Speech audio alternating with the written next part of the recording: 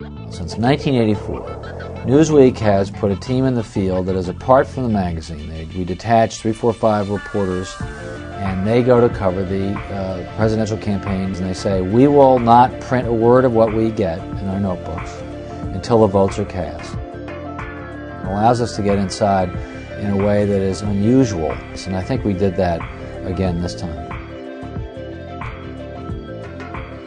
I think I was assigned to Hillary because I don't think anybody else wanted to cover her in the beginning. I was the 4th person assigned, and that was who I got.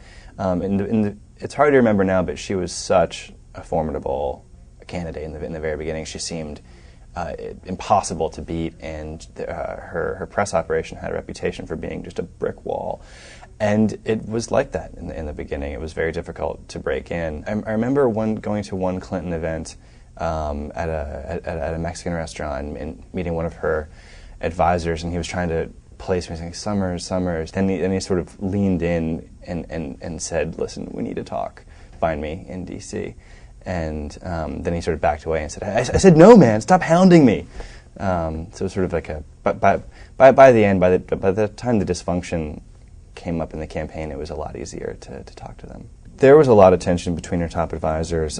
Everyone thought that they had the right advice, and everyone was competing to get it in front of her.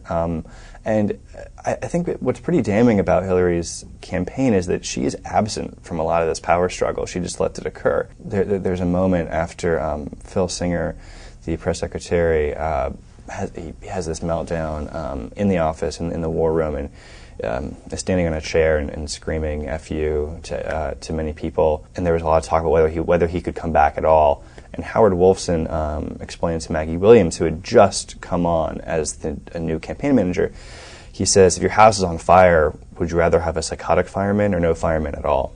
I actually became a defender of Phil Singer along the way. I think he did bring a lot to the campaign, but they organized poorly in the start, and the staff was really utterly dysfunctional. I liked them all individually, but together they were much less than the sum of their parts.